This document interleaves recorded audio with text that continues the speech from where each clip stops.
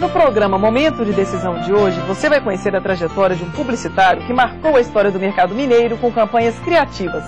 Em 42 anos de experiência, ele viu e viveu muitos fatos marcantes. Vale a pena conhecer essa história de sucesso. O Momento de Decisão começa agora.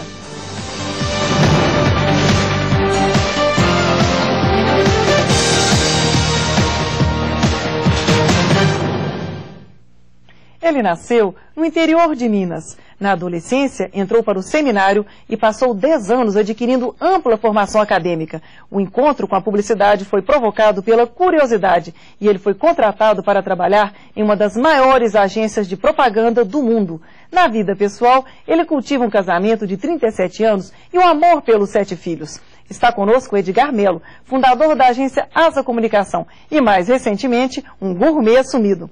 Doutor Edgar, é um prazer tê-lo aqui no Momento de Decisão. Eu que fico muito honrado com isso e naturalmente, devo a vocês essa bondade, essa gentileza. O senhor, com essa ampla experiência no mercado publicitário, o que o senhor acha que mudou nos últimos anos nesse mercado? Bem, do ponto de vista da propaganda em si ou da comunicação, porque a propaganda é apenas um item da comunicação, ela teve um desenvolvimento tecnológico espetacular. Se nós formos buscar no tempo, nós vamos encontrar, quando Belo Horizonte, por exemplo, foi fundada, o que nós tínhamos aqui para ver?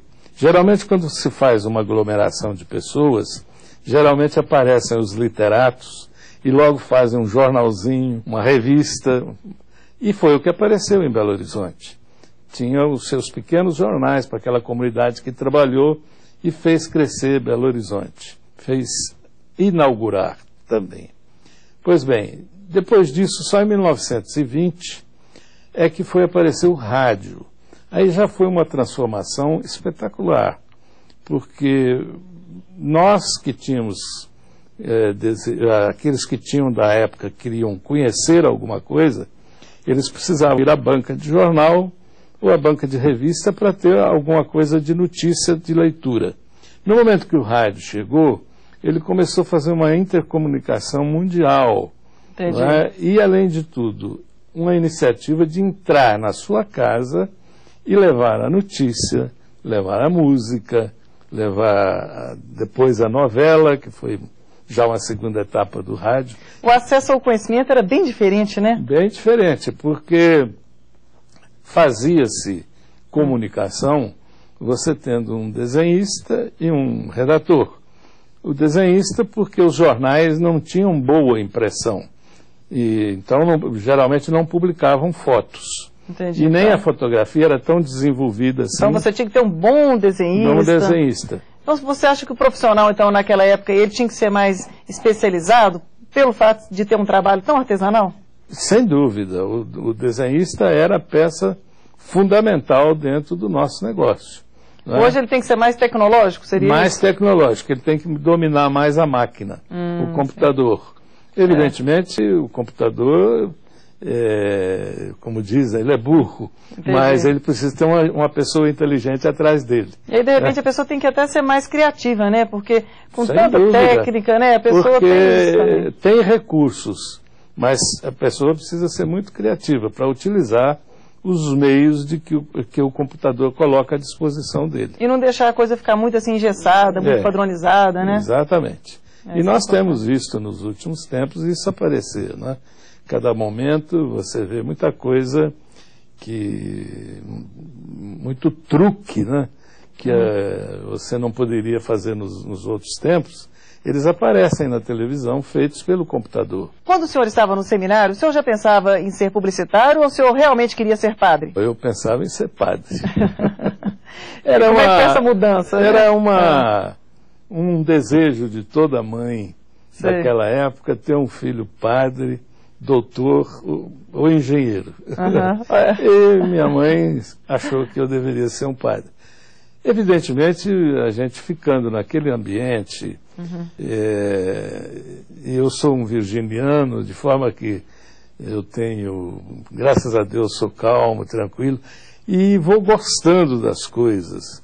E comecei a gostar daquilo tudo. A liturgia da igreja é muito bonita, é muito emocionante, música e tudo aquilo foi me levando, e eu estava absolutamente convicto de que eu poderia ser um padre.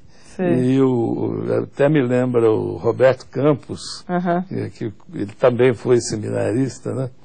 Que perguntaram a ele, mas por que o senhor não chegou a padre? Ele falou assim, não, eu teria chegado a padre, forse um cardinale, talvez um cardeal. Né?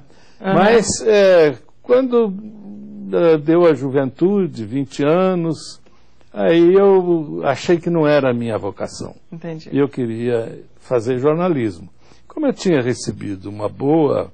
Você continuou católico e tudo, né? Mas queria seguir a sua profissão. Exatamente. Né? Como eu tinha recebido uma boa educação dentro do seminário, um estudo pesado, forte, né? Muito baseado em latim, em português, e francês e grego, quer dizer, estudo e outros estudos de ciências humanas. Então, o jornalismo para mim era uma atração. E eu, nessa altura, fui para o Rio de Janeiro, que era o caminho natural dos jovens daquela época, porque o Rio de Janeiro era o centro econômico do país, o centro político, onde estavam os melhores jornais, as emissoras de rádio.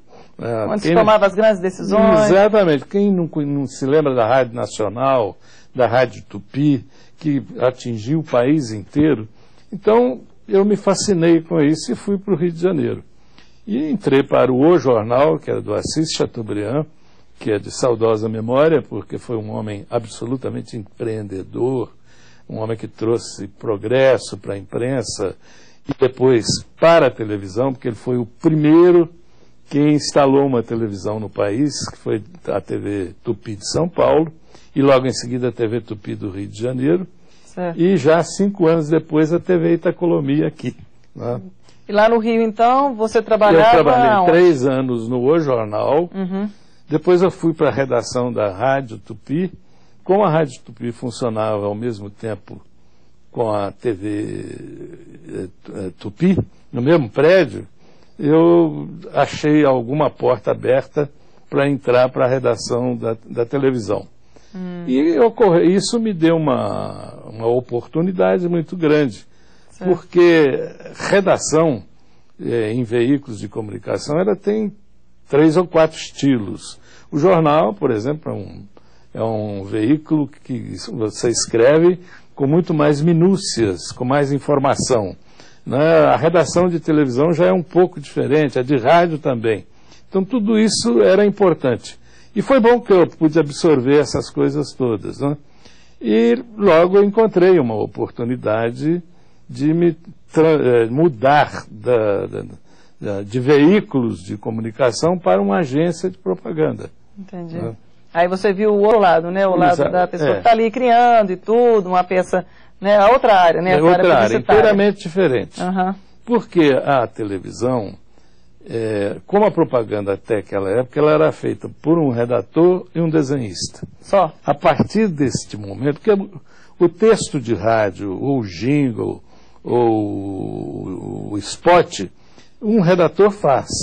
Ou pode fazer até um jingle, né? Que o musicista... Usava-se muito isso, né, naquela época. Mas quando a televisão chegou, nós tivemos que envolver um volume muito grande de outros profissionais.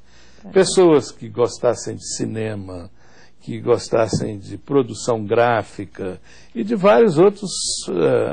a mídia em si, que hoje é uma das coisas mais importantes na comunicação, porque você precisa aproveitar todo o dinheiro do seu cliente e trazer resultado de volta para ele. E o cliente está sempre querendo resultado. Exatamente. E você tem resultado para a sua agência ou para o seu negócio de comunicação quando o seu cliente está satisfeito. Pensando nisso, o senhor acha que as agências precisam entender o negócio do cliente? Isso é absolutamente certo.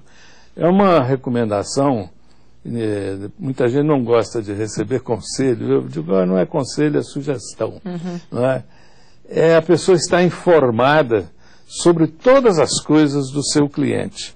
Olha, eu quando saio de casa de manhã, Eu vou conversar, às vezes, com um cliente de energia elétrica. Entendi. Então eu preciso sair informado sobre o que está acontecendo no mundo da energia elétrica, para eu chegar lá e eu não ficar um dois de paus. E saber, né, as dificuldades que ele passa. Ter um diálogo com esse cliente.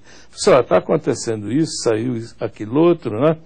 Então a principal coisa, a primeira coisa a fazer é ler os jornais do dia. Entendi. Depois você vai estar com os clientes. Então você precisa, e além de tudo, conhecer de perto o negócio do seu cliente. Viver lá dentro. E além de trabalhar em agência de publicidade, você também já trabalhou em outras empresas. Que foi que me deu mais consciência disso, de que é preciso conhecer o negócio do cliente. Eu fui revendedor de uma grande companhia de cerveja aqui, durante 14 anos, e a disciplina era muito rígida, porque é uma disciplina importada dos americanos, que são vendedores extraordinários. Então, eles ensinavam a gente o seguinte: quem tem a preferência absoluta é o cliente. Então, o presidente de uma empresa, eu me lembro, eu vou citar nomes aqui de marcas, mas pode ficar à vontade. Acho que não há nenhum preconceito. Por exemplo, Coca-Cola, quando era cliente da agência que eu trabalhava, o presidente da Coca-Cola mundial chegava no Brasil, a primeira coisa que ele queria fazer é visitar os revendedores. Quem são os revendedores? Os donos de botequim. Não é? Então eu percorria aquilo tudo, via a linguagem que as pessoas estavam falando, como é que estava o conceito do produto dele, se o produto dele estava bem colocado na geladeira, não é? Aí enfim, ele está assim, tendo esse conhecimento do mercado, dos clientes, né? E isso a agência hoje tem que fazer. Para poder depois fazer a campanha. Exatamente. Né? Então, a gente chega, por exemplo, se eu tivesse cliente como supermercado, eu sempre quando eu vou a um supermercado, eu fico olhando, poxa, mas esse produto está mal colocado na gôndola, ele devia estar ali, está assim, está assado, não é? Porque eu aprendi a ver isso com essa vivência nessa empresa de negócios. Então isso onde que, no final da minha carreira como revendedor, nós encerramos com mais de 18 mil pontos de venda que eram visitados pelos nossos caminhões, pelos nossos vendedores a cada dia. No próximo bloco, não perca o momento de decisão mais importante na trajetória do publicitário Edgar Mello. Até já!